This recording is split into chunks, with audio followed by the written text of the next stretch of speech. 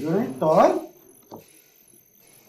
দেউতা কিমান হুলস্থুল কিহৰ সেয়া গোসাঁই ঘৰত ৰাইজে নাম ধৰিছে পিছে তই আহিলি এইখিনিতে বহ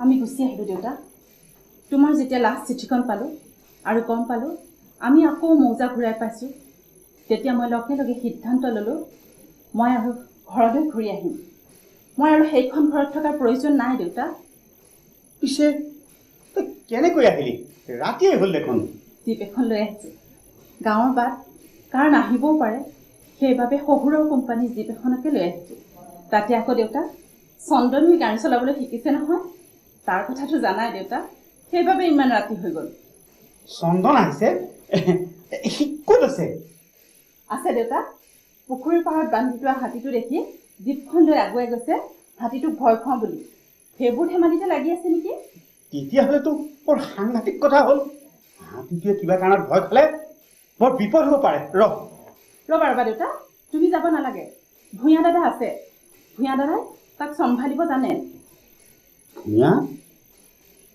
ভূঞা কোন ভূঞা দাদা যে এওঁৰ পুৰণা বন্ধু আছিল এওঁ ঢুকোৱাৰ পিছত এওঁ ষ্টেটৰ সকলোবিলাক কাম ভূঞা দাদাৰ দিহা পৰামৰ্শ মতেই চলে তেওঁকো লগতে লৈ আহিছোঁ দেউতা ভাল কৰিলি তেখেতক লগত আনি ভাল কৰিলি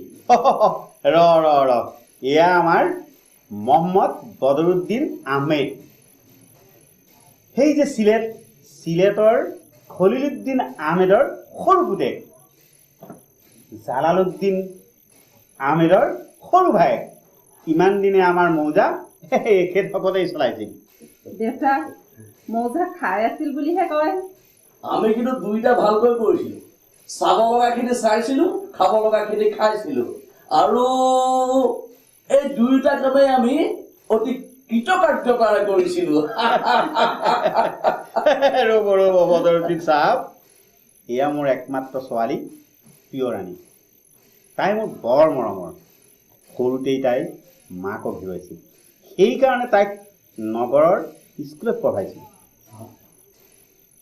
আমাৰ ভাল দিনৰ সুযোগ আৰু সুবিধা দুয়োটাই পাইছিল পিছত চহৰৰ এঘৰ সম্ভ্ৰান্ত আধুনিক আৰু চহকী পৰিয়ালত বিয়া হয় কিন্তু খুব কম বয়সতে তাইৰ দেউতা তুমি দেখোন মোক গোটেই লাইফ হিষ্ট্ৰী দিব খুজিছা ব'লা ভিতৰলৈ যাওঁ দেখিছ বদৰুদ্দিন চাহাব বলক আহক আপুনি আহক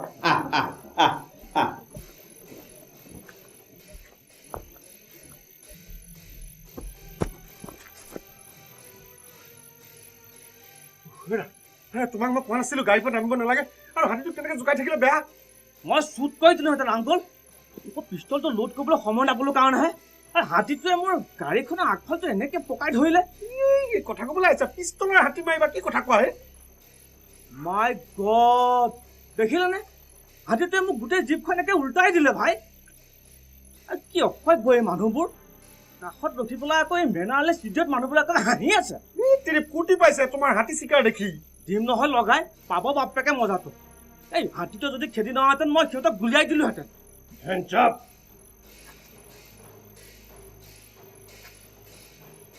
Hands up!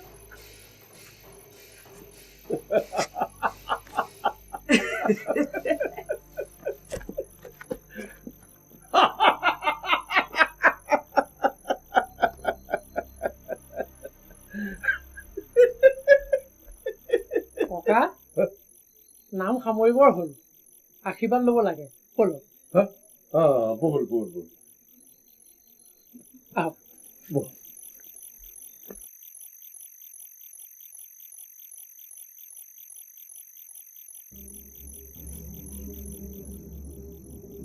এতিয়া সেৱাই হ'ব লাগে আৰু হয় বোলে নমো নমো নাৰায়ণ প্ৰসন্ন হৈক হৰি কৰিওক মায়াক নিৰ্যান আপোনাৰ মহিমা আপুনি বেকত কৰি জীয়ক কৰি পৰিত্ৰাণ প্ৰভু জীয়ক কৰি পৰিত্ৰাণ কোনোবা কিজানো আজি কাছনগুৰি মৌজাৰ সমষ্টি ৰাইজ একত্ৰিত হৈ মহাপ্ৰভুৰ পদপংকজলৈ সাজ সেৱা গোৱানন্দ ধূপ দীপ সমন্তে আগবঢ়াই এই কাছনগুৰি মৌজাৰ দেউতাসকল পুনৰ হাউলিত প্ৰৱেশ কৰাৰ উপলক্ষে তোমাৰ চৰণত সেৱা আগবঢ়োৱা হৈছে। ইয়াতে যদি কোনোবাখিনি অপৰাধ হৈছে খবৰ ওপৰত ভঞ্জন কৰি এই দেউতাসকলৰ প্ৰতি মহাপ্ৰভু আশীৰ্বাদলৈ শক্তিমন্ত কৰি ৰাজকাৰ্য সুকলমে পাৰ কৰিবলৈ আৰু যেন মৌজা পুনৰ সুচাৰুৰূপে চলাবলৈ মহাপ্ৰভুৱে আশীৰ্বাদ দি কৃপা কৰিব লাগে, এইখিনি প্ৰাৰ্থনা জনোৱা হৈছে। হৰি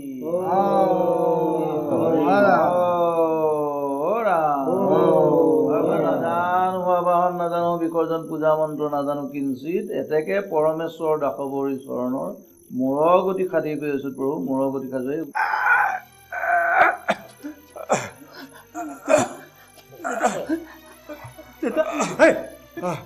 কি হৈছে কি হৈছে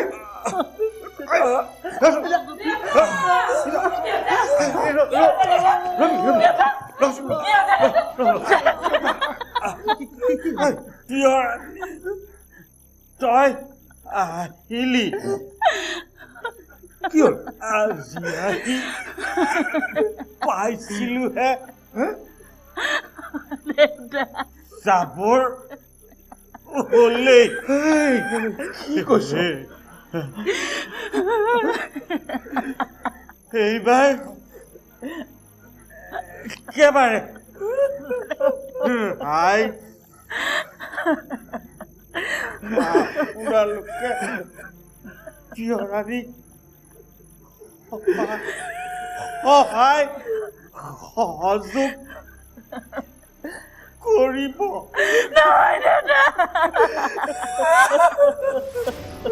তিয়ৰাণী তাই ইহঁত ঠিক-ঠাক আমি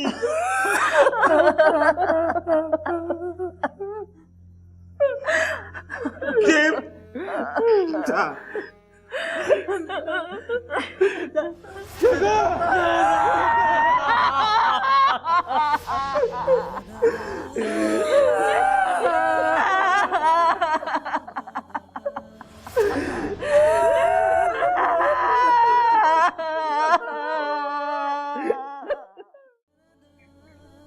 পাছে এটা কথা, ঘটনা ঘটিল নতুন। ঘটনা নতুন? এৰা ঘটনা নতুন। আজি ছমাহ উকলিল নৰহৰি মৌজাদাৰৰ পৰলোক হ'ল।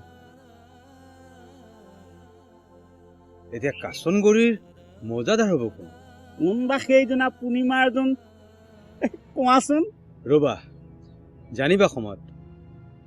সিপিনে নগৰী পমুৱাখিনি লাগিছে উঠি পৰি। লাগে সিহঁতক মাতি। লাগেই সিহঁতক মাতি? মৌজা হাউলিত দুভাগ মানুহ, দুভাগ মাত। এতিয়া কোনবা হাৰে কোনবা জিকে। বৰ ৰসাল খবৰ, বৰ মজাৰ খবৰ। কোৱাচোন বৈৰাগী কোৱা। শুনা শুনা শুনা, নিজেই শুনা, নিজেই চোৱা, নিজেই মজাটো লোৱা। যোৱাকালি ককাই আমাক এটা নতুন গীত শিকাইছিল। নতুন দিনৰ গীত। তাকে গাওঁ নেকি? যাব পাৰি। বনজুই কুকুহা উৰিছে, ধুমুহাই কুহুৰি মাৰিছে, ভূঁইকপে ভৰণি কপাইছে, বল বল বল বাটলৈ ওলাবৰ হ'ল, বল বল বল বাটলৈ ওলাবৰ হ'ল, বল বল বল ভূঁইকপাতৰ বল। আইদেউ হুলস্থুল কৰিবলৈ মানা কৰিছে। কি মানা কৰিছে? হুলস্থুল আমি হুলস্থুল কৰিছে নেকি? নহয়, গীত গাইছে। তেতিয়াহ'লে আইদেউৱে কৈছে গীত গোৱা যদি হুলস্থুল কৰা হয় তেনেহ'লে আমি হুলস্থুল কৰিম। যা যা ভিতৰলৈ যা। ভূঁইকপে ভৰণি কপাইছে। কি হৈছে? আমি গান গাইছো। কি গান গোৱা হ'ল নেকি?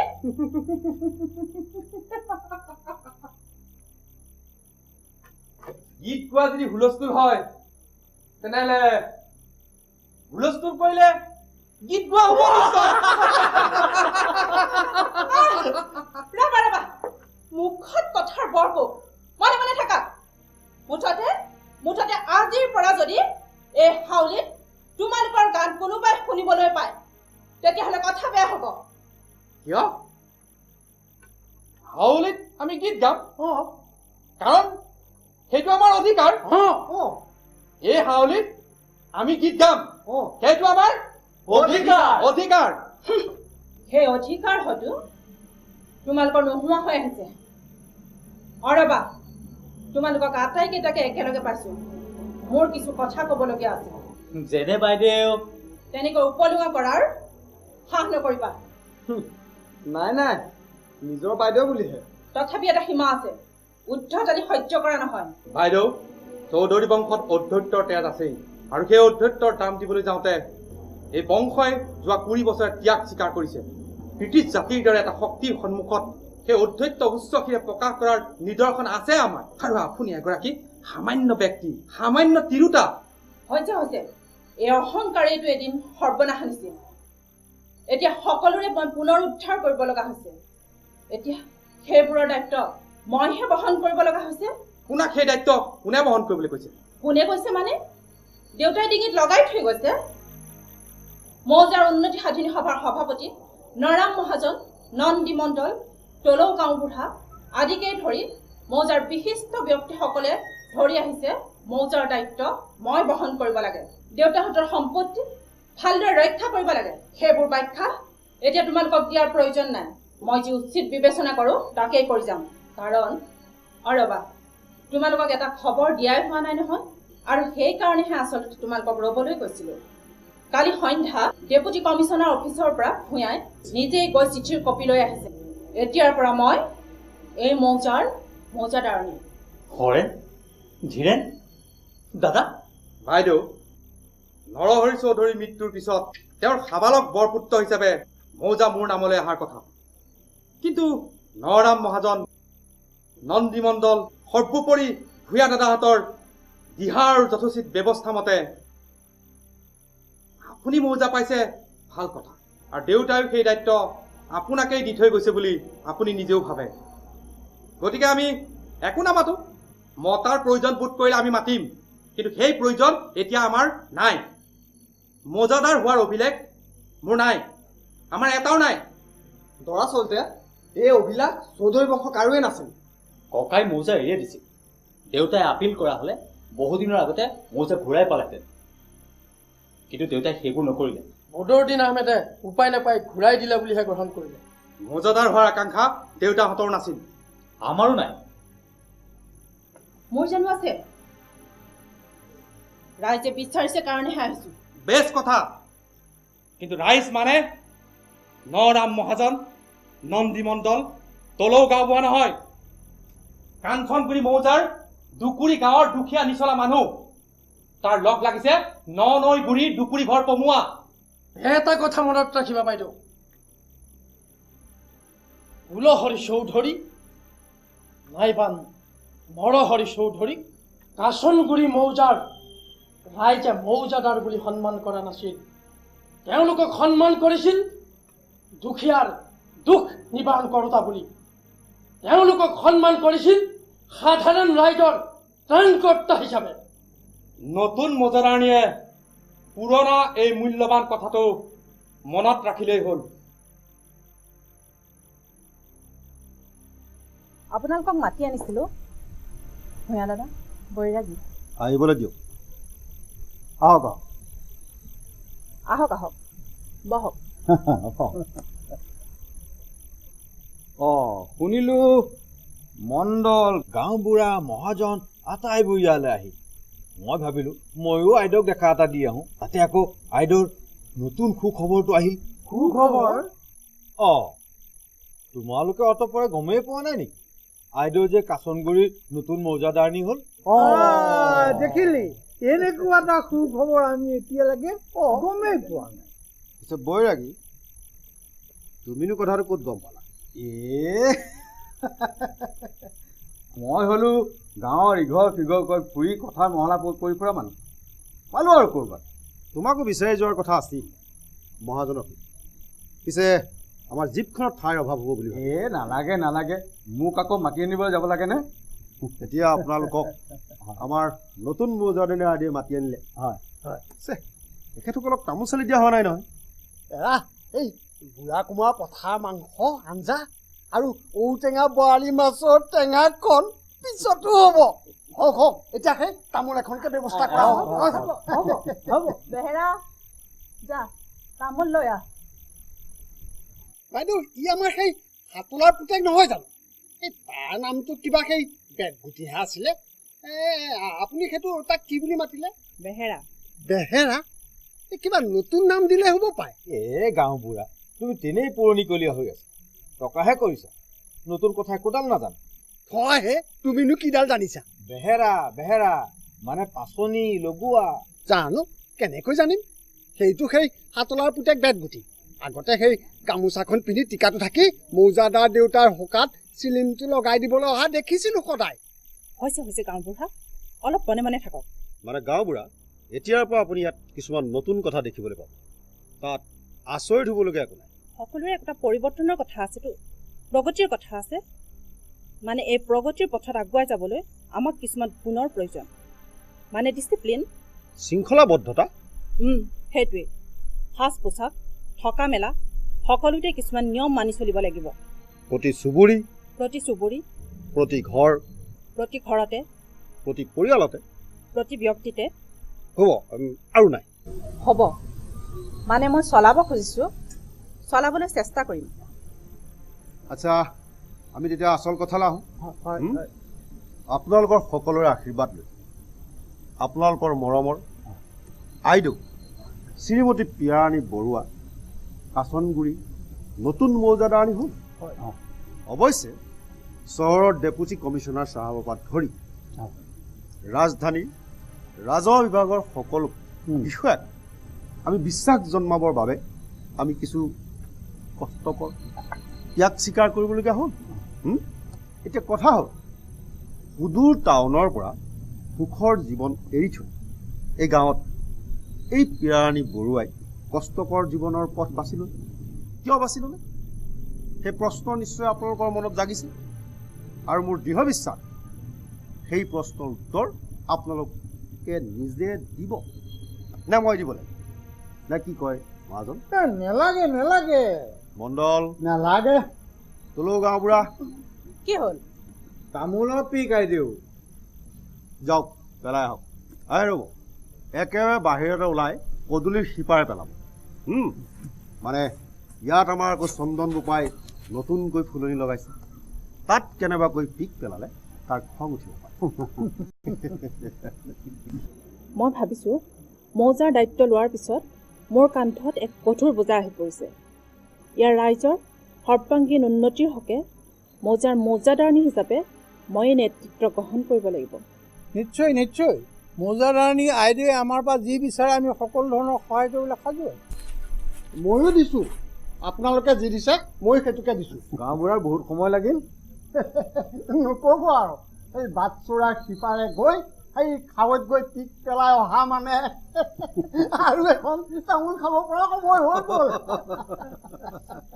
সদ্যহতে আপোনালোকে এটা কাম কৰক ইয়াত যি মৌজা উন্নতি সাধিনী সভা আছে তাৰ সভানেত্ৰী শ্ৰীমতী বৰুৱাক পাতি লওক অৱশ্যে প্ৰথমতে বৰ্তমানৰ সভাপতিয়ে সেই পদৰ পৰা ইস্তফা দিব লাগিব যদি মাধৱ চৰণৰ আপত্তি আছে তেন্তে অৱশ্যে মাধৱ চৰণক দৰকাৰ হ'লে শ্ৰীমতী বৰুৱাই যথেষ্ট ক্ষতিপূৰণ দিব পাৰিব আইদেউ হ'ব আপত্তি নাই মাথো আইদেউ মৰম চেনেহ দয়া পাই থাকিলেই হ'ল মই শুনিবলৈ পাইছোঁ ননৈগুৰি নামে এখন ঠাইত কিছুমান নপমুৱাই আহি বহিছেহি হয় আমাৰ এই এটাই কিজনৰে তাত ভালেখিনি মাটি আছে আৰু আমাৰ এইটো মৌজাৰ নামতো তাত 1.5 কোটি পুৰামান মাটি আছে হ'ব আপোনালোকে চিন্তা কৰিব নালাগে আপোনালোকৰ মাটি বাৰী সকলোবোৰ সম্পূৰ্ণৰূপে ঘূৰি আহিব মাত্ৰ আপোনালোকে শ্ৰীমতী বৰুৱাৰ ওপৰত ভৰসা ৰাখক এতিয়া আইদেউৰ দৰে হাত দীঘল নেত্ৰী এগৰাকী পাইছোঁ যেতিয়া আমি ভাবোঁ সেই কাম ফেৰা আমি কৰাই ল'ব পাৰিম আপোনালোক তেনেহ'লে এতিয়া যাওক মই অতি সোনকালে আপোনালোকক আকৌ লগ পাম গাঁওবুঢ়া এই পিকখিনি একে পদূলি পাৰ হৈ সিফালে নলাত পেলাব। আমাৰ চন্দনে ৰোৱা এই ঘাঁহ আৰু ফুলখিনি নষ্ট কৰিব নালাগে। যাওক। বৈৰাগী, আপুনি অকণ ৰ'ব। বক।